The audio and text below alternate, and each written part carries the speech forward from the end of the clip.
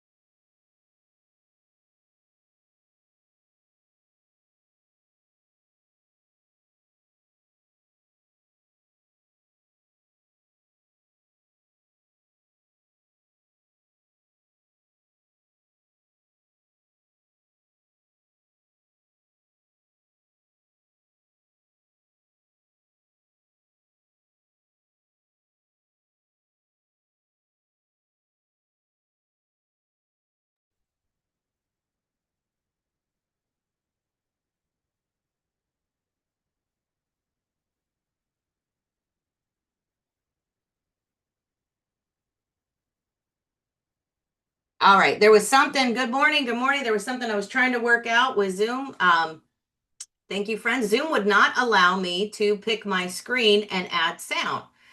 So how bizarre is that? Let me know.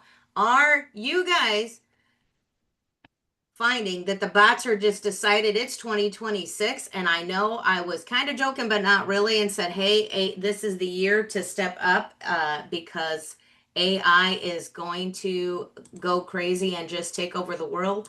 And it did. Because, and I think I'm getting spanked for that. I don't know about you guys, but that's the funny thing is Zoom has changed, wouldn't let me live stream this morning. There was some other weird update. And then, you know what? I don't know about you, but it also, um, wasn't allowing me to share properly. So, hey, those tools and tech and things that we're working on. All right, all right. Well, good morning, folks. Good morning, folks. How are you?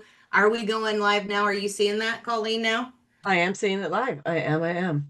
Sure. Yeah. Zoom took over the world and said, and took over all my controls and said, hey, we are not going to let you share which screen you're using and designate the screen. And we're not going to allow you to use sound either. So how funny is that? But I could sure hear Colleen.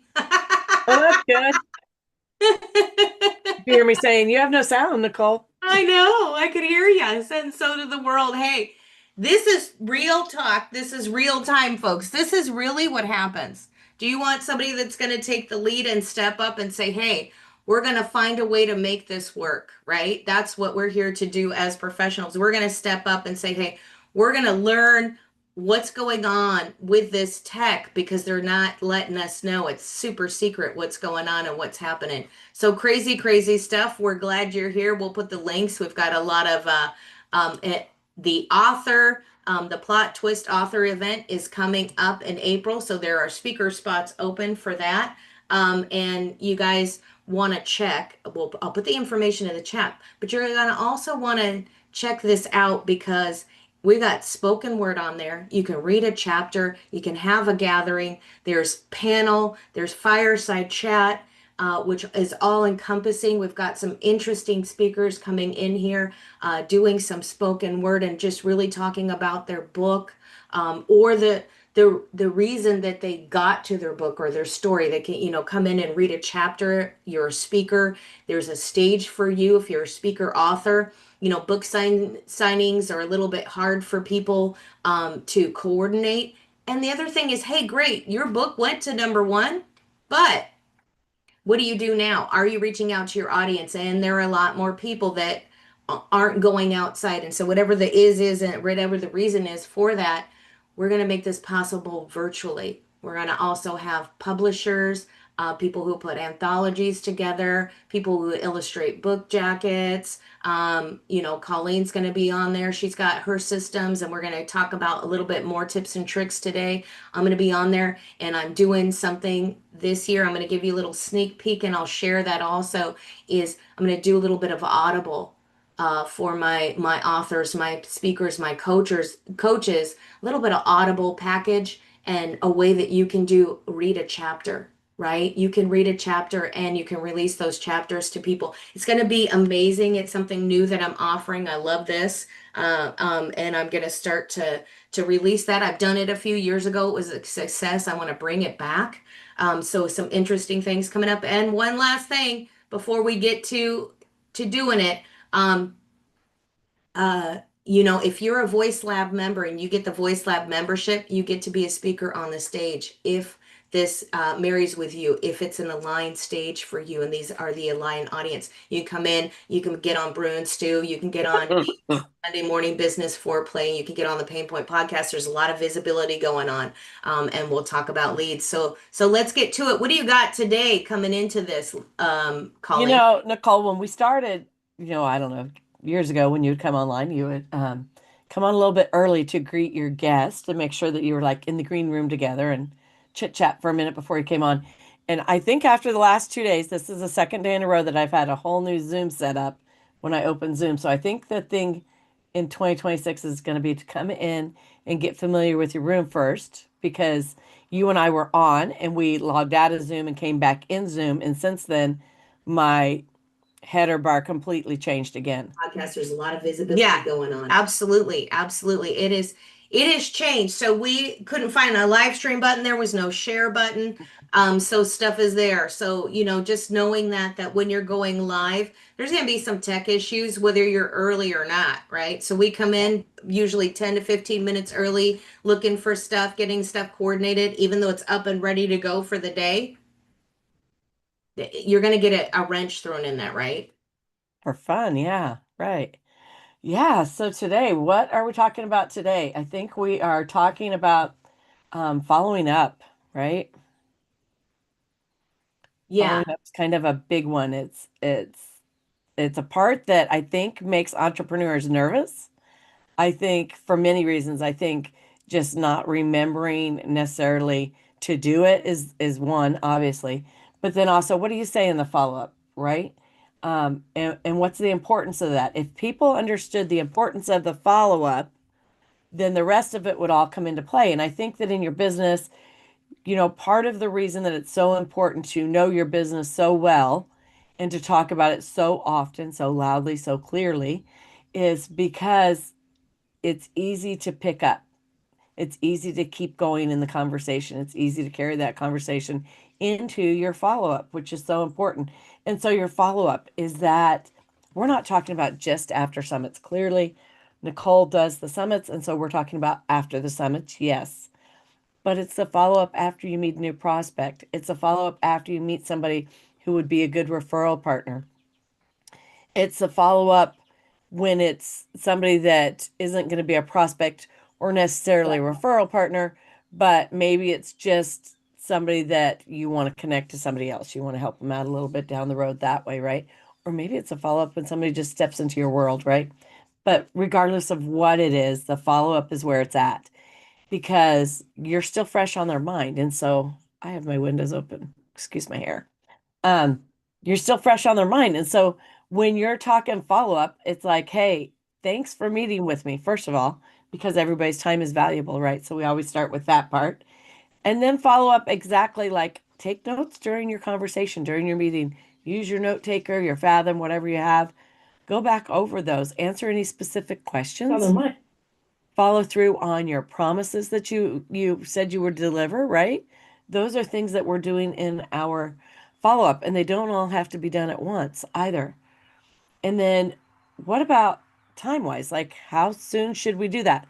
I feel like really, I want to say 72 hours ish, maybe a little, maybe 96, 3 to 4 days follow up. Lets them know, uh, keep really helps them keep you top of mind, but lets them know that they are top of mind for you. And so for me, when I look at my schedule, I do most of my meetings and one-on-ones and things like that on Monday and Tuesday. And then I have networking that I do Wednesdays, Thursdays, and then Fridays, I turn around and do follow up on everybody. And so I go back through and do follow up. Some of these are simple ones that are automated, but some of them, the more important ones, hot prospects or people that are going to be great referral Oh, partners. wait, let me stop you there. So you follow up, you mean the people that you're doing one-to-one calls with? I You do. follow up, so okay, so you follow up with not just like after an event and say hello, but you make sure that you follow up. I mean, I do. I think that's great to say is I love that to make sure that you're out that you're getting out there and doing that outreach. Yeah. Yeah. It's just a simple, hey, thanks for your time. Because how many times do you have people that don't show up or they show up and they're, half there, but you know that they took the effort. And so it's just a courtesy, of saying, hey, thanks for meeting with me. Just to recap on what we talked about, or here's that person's contact information, or however that looks, whatever your, excuse me, whatever your conversation looked like, right? But yeah, follow up after your one-on-ones. And so the end of the week, and some of those people, my follow-ups personally, I do have some that just start with a trigger. And so maybe I just go in and put, trying to think of one of my trigger words. Maybe I just go in and put prospect, tag them as a prospect, right? And so then they go into the prospect follow up, right? Where they're going to get emails that are in a nurture sequence and all of those things. That's a little bit different follow up, but it still falls under follow up. Um, if it's people that are referral partners, then it's a personalized follow up that they get from me. And that's a personal choice you make. Like, how do you want to follow up? Do you want to just send one that says, hey, thanks for meeting with me. I'm so glad we finally connected. Let's schedule another follow up call or circle back call in 30 days. I mean, it could be something like that that's as generic as that and that is automated if you want to. I like to reach back out at least that first time and make sure that it's a, hey, thanks for meeting with me. These are the things we went over. This is just kind of a recap of your meeting, right? And then fulfill any promises that you made. So any deliverables, whether it was sending a PDF or making a connection for somebody or an invitation to something, whatever that looks like, right? Right. So you have that automatically saved and ready to go. I love that because I think it's important. And I didn't realize that early on. Like nobody really said like, "Hey, let's break this down and really simplify how this works." You've got to engage old school people who have done business, people who have networked years ago, and somebody coming from 20 years of business of working in kind of like a more corporate employment structure uh, where we don't do follow up. We just went out there, we went to work, we did our thing, right? We talked to people publicly. Oh, somebody's got to talk to them tomorrow. That was part of if that was part of the host from the casino, or that was part of somebody in the gamer club card, right? If you put your card in and you get those rewards members, right? Right. So those people followed up. So I didn't understand. It wasn't that I was afraid to do, but I didn't understand how easy it was to go, hey, great call. And I do that. And I just reach right out to people after the call and I say, here's a little something on the call. Thanks for the call. Come back. I'd love to see you at the networking because hey, maybe these people didn't fit to collaborate with. Maybe they we don't know yet where they work in our world. And that's good to follow up. Do you do, because I know for speaking for events, this is, uh, you get the leads, you do the trigger 24 hours after, thanks for the event, right? Thanks for coming to the event and just letting people know. I just like anybody that signed up, they're going to get it whether they showed up or not because maybe they have forgotten or couldn't go to the event and then they can be a VIP or get the free gift. It's like, hey, I sent a specific free gift out, a lead magnet to these for this event. I want to share it with you because you didn't get a chance to come. So come back and Right. get the lead magnet or they can VIP. And the VIP, you guys, nobody wants to watch a video. La la la la la la la. You can watch a video. You might not watch it today, you might watch it later. But the speakers should watch the video because they want the speaker real. And the other thing is that a lot of speakers give one-to-one calls away or they give a wonderful VIP away that Yeah. you don't get on a call with them or you can't get on a call with them less than $100 and you got to put cash into a call with these people because they've got higher ticket coaching clients. But Right. today they're given a group call away. Today they're given a workshop today, and you may have missed it. For 40 bucks, you get all their cool juicy info that you would have to have a couple $1,000s to get into and a lot of time. But you get this today. That's the value stack in there. And this is the reason you want to follow up. And this is the reason when you're reading those emails going, well, I don't need this. But don't forget all the cool stuff that's in there. You're not just getting the video, you're getting all the content. Right. And I think too Yeah. that, on mine, I do value stack mine. And one of the things that I like to give away is $100 off my monthly subscription. So on top of the one-on-one call, then I also do $100 off the monthly subscription. That's $1,200 a year. That's a good little giveaway there, A good but chunk of people have change. to, yeah, and people have to sign up, pay the $40, $47, whatever it is. Now going back to what you were saying about the follow-up after the summit. And so one of the things that I do too is that if I knew somebody was planning on going, like somebody I have a personal relationship with, I didn't see them there, but they did sign up for it, then I mark them as a trigger of no show, but they get a different workflow. And in that workflow, they get my recording. Not everybody's, but just mine. Like, hey, I know you wanted to be there for this, so here's this, and let's jump on a call after you watch it. Take your time, whatever, and at least reach out with any questions you have, but just another way to not let that be a dead end. And Yeah. that's the purpose of the follow-up is we don't want it to end.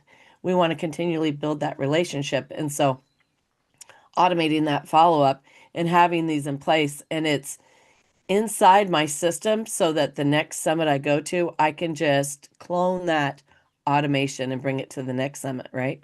So when you see, and here's a question, you got to the question before I can even ask it.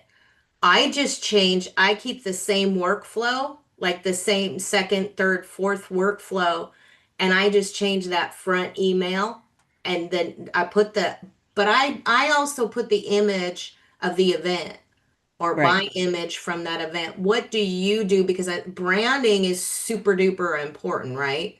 Right. And so I carry my branding on mine always stays consistent. Down in the body of the email, I'll have the picture of the event, the image that goes with that event. But as far as like at the top of mine, my headers, all of that always stays the same. So I literally just clone the entire automation. Now I put the automation to sleep instead, so I'm building up automations there. And then I have a special way that I mark them if they're active right then or not. But I do that because some of mine are a little bit different and I want to be able to go back and see them all the time. And I've kind of kicked myself a little bit when I couldn't go back and look at exactly what I was doing because even though like we're all in your business, you're going to talk about the same thing over and over and over. 5 different ways, 10 different ways, whatever, but the same thing over and over, right? And I want to make sure that I'm not doing it exactly the same as I did before. Right. Or maybe there was something that worked really well. And so I want to be able to go back and look at that. So I don't want to completely just change the automation that I have and keep changing that one because then you lose those, that history of them. I want to keep the history so I can go back in and look at them. I like that because you're when you're following up, where does this work with the stage? We've got a summit coming up, and looking at my notes here, and yeah, we got a lot of notes, you guys. This does take coordination. It's just a simple conversation, but there's a lot that to unpack in here. There's a lot that's going on where you're getting this information in these podcasts. It's so important for the outreach, and especially if you just think of in context of this summit, you're an author, you come on stage, what are you getting? And we have some workshops, this little sneak peek here. We have some workshops coming up, also to add value of how to really be how to really rock that stage as a speaker. So if you're coming in as a speaker and you take some of these workshops, you're going to learn a little bit more about what Colleen's sharing in her workshop, and you're just getting a little glance at it now, and she's going to go a little bit more in depth with you, and you get to talk to her and ask her questions in this workshop. I'm going to do a workshop on the summits and the visibility, and I'm going to add, just for these authors, some information in there about what you need to do if you're automating a workflow and you're reaching out to people. What if they didn't pay for your VIP, but you put in that workflow and that automation, that here's a little sneak peek at the chapter, but you've got a video of you reading that, or a little sliver of you talking. Maybe you're reading your chapter on the stage. So it's doing two things. It's showing that you're out there speaking. It shows that you're public. It shows that you're an author. All these social proof of what you did, and then people get a sneak peek, and then you circle back to get my book, right? So there's all these parts and pieces that come up to make you visible. It doesn't have to be difficult. Don't make it crazy. But one video, one workflow can take care of all that, and you don't have to go all these places. I was just watching Myron Golden this morning. He's uh, big coach, and he was talking about, hey, what are you doing that's just simple enough to start? Just that simple enough to start in your business and make money. You're making money of all the stuff you have in your closet. And if you're a hoarder or you like to save stuff and box it, what if you can make money on all that stuff that you had, right? So that's all visibility. Yeah. And so I'm going to give you a little tip here, give everybody a little tip. Tip for the day from Colleen. Everybody is working so hard to position themselves in a place of authority in their business. They're working hard in their content, in the services and the products, and just really trying to put themselves in a position where they're seen as the authority. You want to know the tip to be the position in authority? Follow up first. Be the Ah, first person to follow up. Do that. Take the authority. That puts you in the authority in the relationship that you're building. That says, I'm large and in charge of my business, and this is where you fit in it. that's so true. Damn, mic drop right there. We're done. How can you leverage that, right? How can you leverage that? How are you building authority? You're building authority through consistency. You're building authority by getting on the stage. You're getting authority by doing a podcast live. You're building authority by, calling out your own flaws so nobody else can call them out because you say, "Yeah, I already said it." And you're building authority by touching back, by reaching back, by circling back, by clapping back, by getting back there and going, "Yep, here we are. I'm back here again." And you're not in their face to scream or yell at them. Mhm. You're just, "Hey, thanks for being here." Yeah. You got them on your list. That's why these leads lists are so important. That's why it's important. If you're going to an event, are you getting leads? By just your people might not sign up for your lead magnet. People might not sign up for your lead magnet when you put it in your email either. They might be like, ah, whatever. It's not or they have it. Maybe your group of people have it. What if you got the leads from the summit And he went, oh, do tell. Those leads are worth gold. Yeah. That data is worth gold. You have these leads. If you don't know how to reach back to people, I'm sorry, I haven't seen, I think I saw one, two people that I'm on their mailing list and they spoke on my stage in January. Okay, no, I'm like three people that were speakers on the stage that haven't spoken on that stage before that I heard back from, and I don't even mean personally. I just mean that I was on their newsletter. Put here's a writer downer, guys. Here's a stuff that nobody talks about. Put your summit hosts on your newsletter. Tag your summit host in your, if you can't tag because LinkedIn or Facebook has changed the way that you tag, share in the DM. Hey, I put this social post out.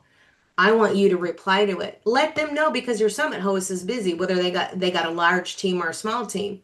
Let them know you're sharing.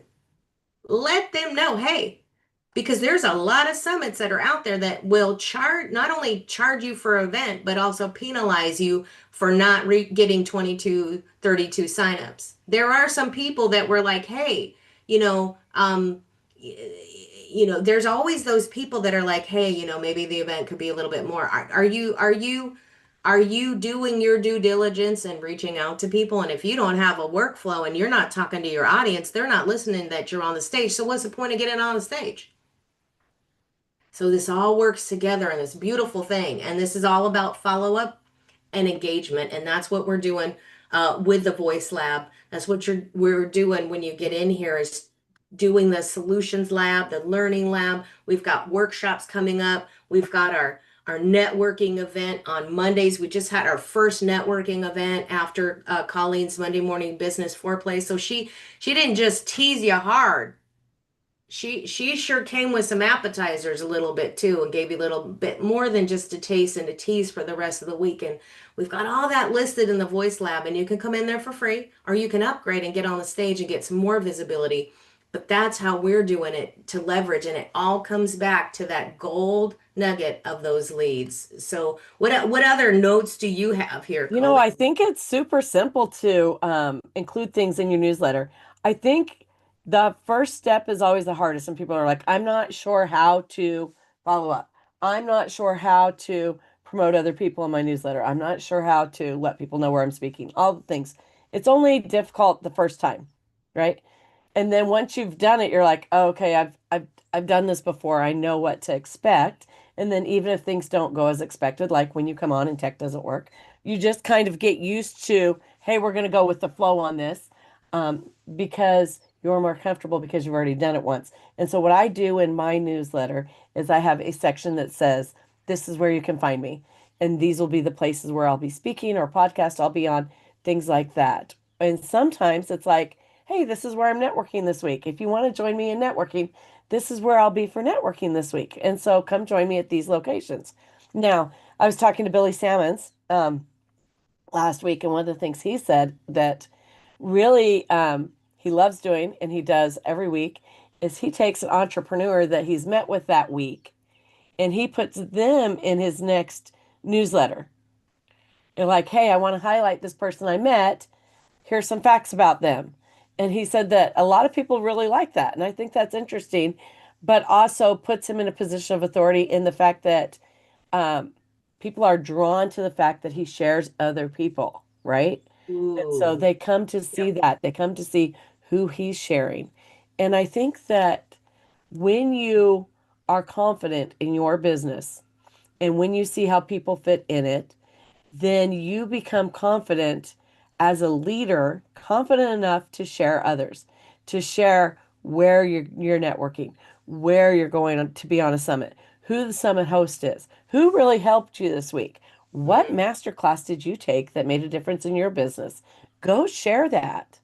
It doesn't draw away from your business. It positions you in authority. It positions you It as a does. leader.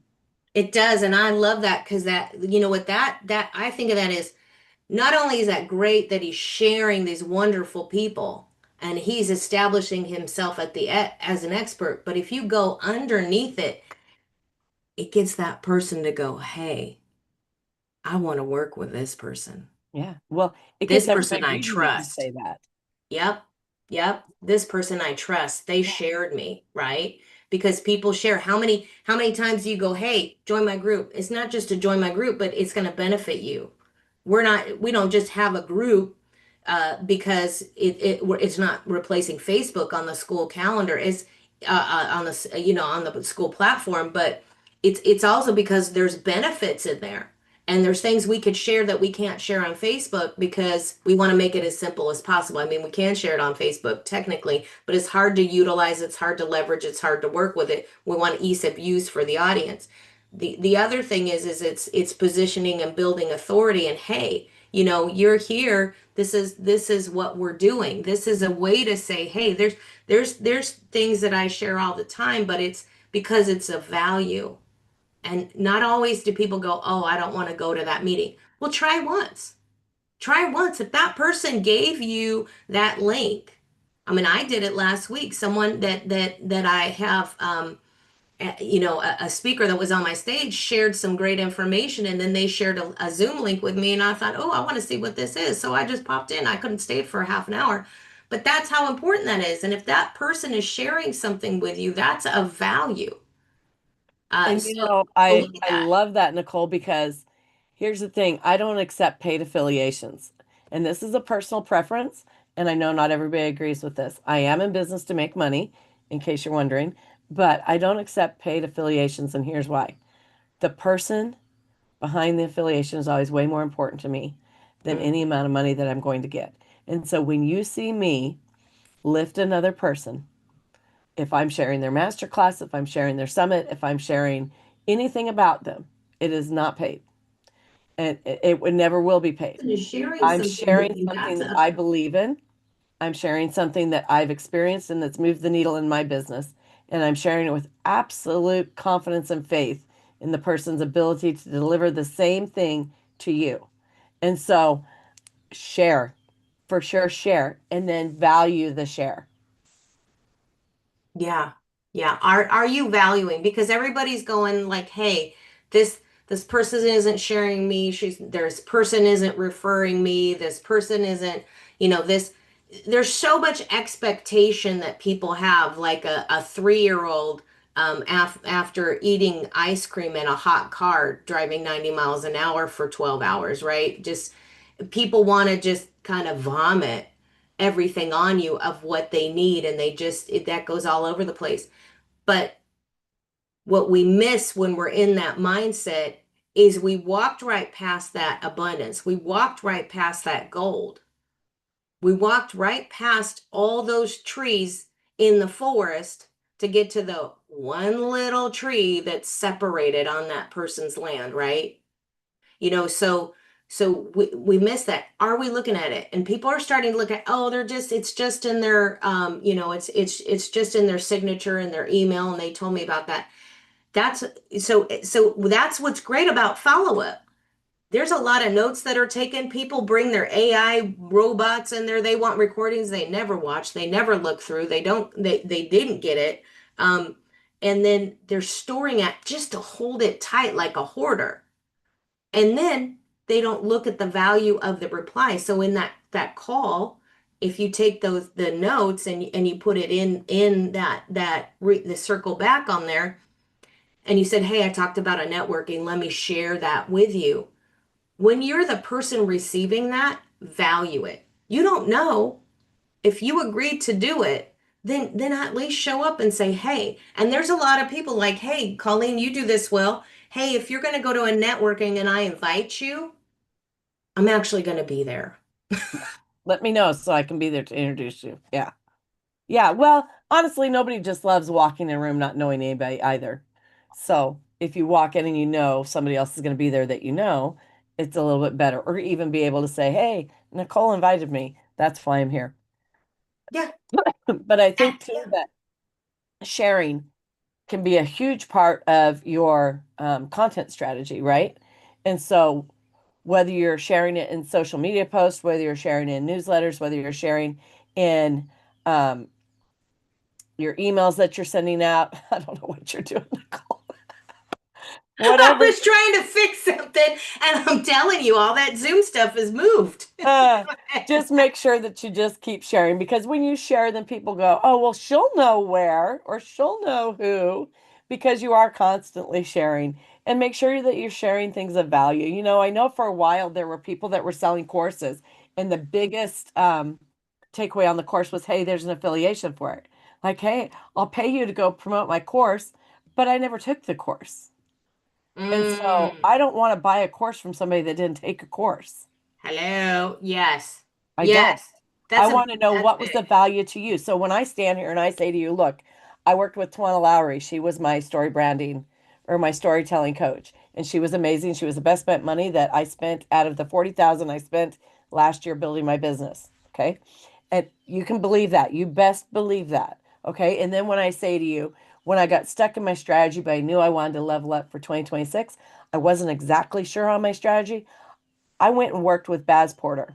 I worked with Baz Porter, and every single time I met with him, I walked away with value, whether it was a strategy, a tool, a clarity that came to me, the way that he shared a resource, whatever it was, every single time there was value that was brought. And it was absolutely a safe place to unpack my business and dissect it and know that I had somebody cheering on my team that was looking at it from my point of view. Okay, I don't say these things lightly.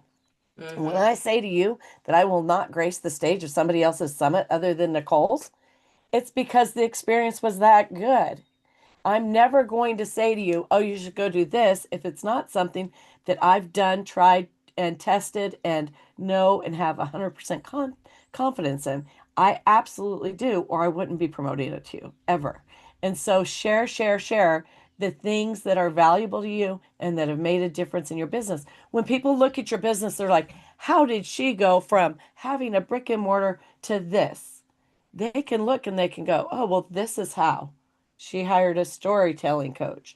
She hired a business strategist. She hired this person to do a summit. This is her path, and they can see that.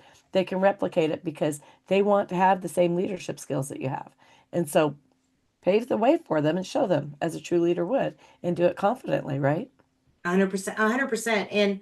And there's a lot of hubbub out there from people that like, I could just do my own virtual event. I could just set up my own workflow. Someday's coming. How long have you been doing this, right? Those are the questions. Like, if you've been doing this for 5 years, I'm getting there. I know I should do it. Okay. If you know you should do it and you don't even bother coming to the table and say you know anything about it because you haven't even executed. So it's the theory. It's those people who watch crime shows, right? Like CSI Las Vegas, and have no experience in criminal investigation, have no experience with criminals, have no psychological understanding of how to read a criminal or how the criminal thinks or what's going on. You could have the theory of everything. You could read a lot of Agatha Christie or watch Agatha Christie movies, but you can't solve the crime because nobody's just handing you all the information. It has to be executed. But what I like about what you said is, it's getting back to the summits. It's like, look, I can do this myself. So if they haven't gotten past the someday, but maybe they've gotten past the someday and done a little bit, or hey, I can run the summit myself. We see a lot of people trying to do that. You can, but are you strategizing? Are you structuring? I've seen people who want to run summits and say they can do it themselves and trust in someone and not want to put any skin in the game or put any money out, and then wonder why the summit didn't work and now hold that over that person that's charging a fee.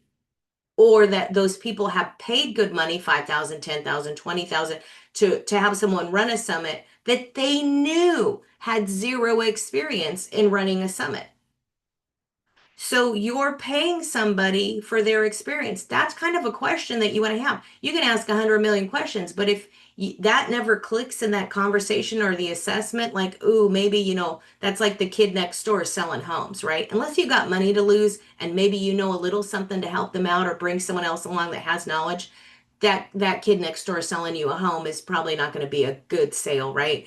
But so coming back to the summit, that's the other thing too is what are you leveraging? Summits in 2026, it's a digital age. What are you leveraging? You can't just come on the stage and be a motivational speaker if if there's no call to action, what do you want people to do? People want a thing to do now.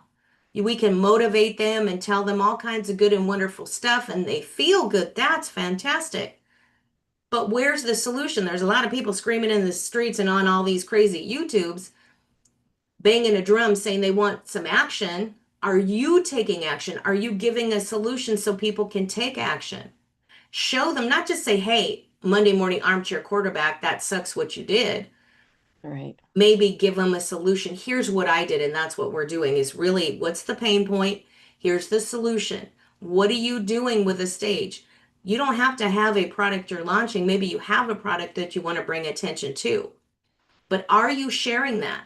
Are you giving all the information for your stuff and are you replying to the host email? So when we talk about follow-up, when we talk about coming on the stage, you have to do your due diligence. And as a speaker, are you replying to those emails? If you get if you get your schedule 2 weeks ago and you have a conversation on the phone, you get a text, and then you get an email that says, "Hey, check your time. Reply to this email that you did it," which means don't just reply because you didn't do it. Look at that time, make sure that that works so that can get listed and go public, and then wonder why, how come that's not there? How come I can't get into it? How come it doesn't have my time on the description of the page?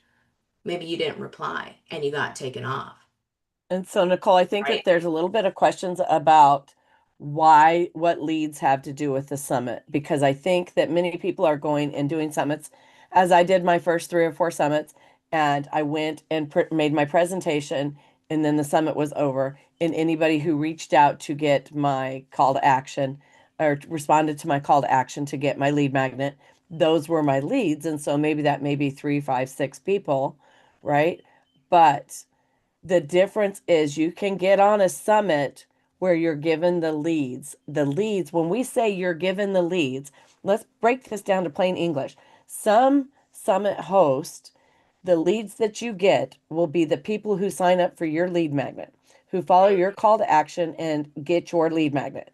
Those will be your leads. That is Mm-hmm. the majority of summit hosts. Other summit hosts, like Nicole, give you the leads, which are the people who signed up to attend the summit. There's a big difference. They're not just the people who signed up for your lead magnet or followed your call to action. These are people who actually signed up for the summit. And so Yeah. you end up with a long list of leads. So when you're looking at doing a summit, and I went through this process when I hired Nicole, I'd already done a handful of summits and they were a flop. Um, they were a flop because I put the time and effort in, and I'm sure that I am not the only one who feels this way. I put the time and effort in to make a presentation to either present to an audience that wasn't aligned, and that is a host problem, or presented and maybe it was a rush deal like you present, get off the stage, you present, get off the stage, you present, get off the stage. Okay, something like that, where the purpose of the summit wasn't to build relationships. And Mm. so you have to Word. interrogate, investigate your summit host. That is your responsibility. The same as you would your gynecologist and just as deeply, right? Yep. Oh, yeah. Because this is their job. And your job is to make sure that they're going to deliver your expectations. Go watch their previous summits. And if they don't want you to, well, that should probably be your sign right there, right? Because Oh, most of these 100%. summits are free. And so go watch their summits. Ask for a list of deliverables. Ask what's expected of you. Get all of this. Talk to people who have repeatedly spoken at their summits and get their experience, right? And then make a decision to do this. Now, when I made my decision, I also counted in numbers because Nicole wasn't, I mean, she wasn't super expensive, but there's always that factor of could I do it for less Yeah. myself, right? Yeah. And every business owner thinks that way. So I'm a numbers girl and I write the numbers down. So if Nicole charged me XYZ, and then how can I recoup some of that money? Do I get speaker fees if I have speakers that are coming on? Can I get the VIP money? Where does that go? Does that go to me? Can I bring in people who are wanting their commercial played? Is that sponsorship money coming to me? And so what do we end up with as the bottom line? And then I took that bottom line and I'm like, okay, for this bottom line, could I do the summit myself? I'm not even remotely interested, is what it came out to. But that for me also is years and years and years in business and knowing that in order for me to look good, I hire the very best and I bring them on board and I'm like, okay, let me know what I need to do for you to support you in making me look good. Go. And so Nicole said to me, okay, Colleen, you need to be here at this time, this time, this time. This is what you need to wear. This is who you're entertaining. I mean, she told me what my part was, where to be, and how to do it. And that's what I did. I let her be the brilliant leader that she is in her business. And that made me look good in my business, right? Same thing when I hired Tawana. Same thing when I hired Baz. I went and got reviews from people talking about them that had done business with them. And then I let them shine. I let them take the lead and tell me where to be in my business. And so just something to think about when you're looking at hiring somebody to do a summit, there's so much more into it. And if let's say I think I know Nicole's numbers pretty good. I think she gets about 265 hours into hosting a summit. And Yeah. so if yeah, your top dollar, what you are worth, do the math and see if it's worth it to hire Nicole. How Thank many you. hours would it Yeah. take you? Yeah. Because she refined the process. It is. It is. How many hours is it going to take you? And these people that multitask, here's the thing. Multitasking isn't a thing. You get so lost multitasking, most people do. Get so lost multitasking. They don't know what they're multitasking or how they're multitasking. And people are like, "Well, I'm working on this." I've seen so many people if you go back if you've ever gone into a website or put down a landing page together, you get interrupted, you stop, stuff's all over the place. It's like these upgrades. They haven't gone through and fully connected the links on the upgrades in the back office on the software. And that's why when like GHL had that issue, there was so much that they upgraded, but they didn't make sure that the software married with the other integrations and they didn't completely check those links. You have to go back and check that stuff. If you think you're going to do it halfway, then you wonder why people don't support you. If you start a summit and then you never go through with the summit, then you wonder why, well, people a year ago were so interested, today they're not. Well, that was a year ago, today they're not. Whatever the is. The other thing is that that's a 250 65 hours of scratch time that wasn't like I didn't put like clock in clock out time. There's a lot of other things. Are you counting in the phone calls? Are you counting in the text messages? Are you counting in the time you missed with your family? Are you counting in the trip that you couldn't take that you didn't enjoy because you were so stressed out? Did you, as a summit host, go do stuff that you probably shouldn't have done that you didn't understand how it was done in the back? Maybe you went and played with the landing page. That doesn't mean you should take time to train on that. But do your speakers have training? Do your speakers know what's expected of them? Did they not only get an email? Do you have a summit host that's going to get on the phone with your speakers when they're like, "Hey, I never got anything," or "Hey, I never got listed on the web page. Well, here's what we're missing. Let's get on a phone call. Let's do a little training." And that's what this is about. And that's where we thought, Voice Lab podcast and all this works out because there's a few things that need to be talked about that nobody else talks about in the industry that nobody else will disclose because it's an industry secret, you know. Um, we're so but let's talk about the truth. If you're a truth teller, let's talk about not in a negative way, but in a positive way where it's a solution. Have critical conversation. What is that? But the other thing is that when you're talking to people and people are talking to you, make sure that you are listening.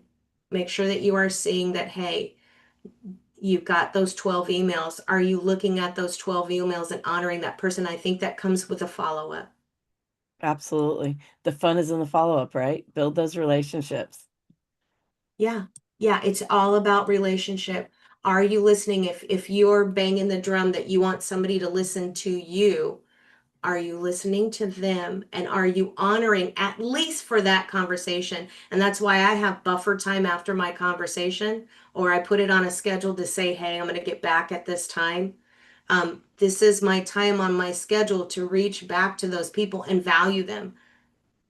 I might not, there's conversations we have that we forget about weeks down the road because maybe it was just a simple touch point and wasn't a deep conversation, but we had already honored in that reach out. And if these people come back to your network and then you're like, hey, there was something that connected, that's why you offer the other places to connect, or you have those referrals. And this is all the web of the thing.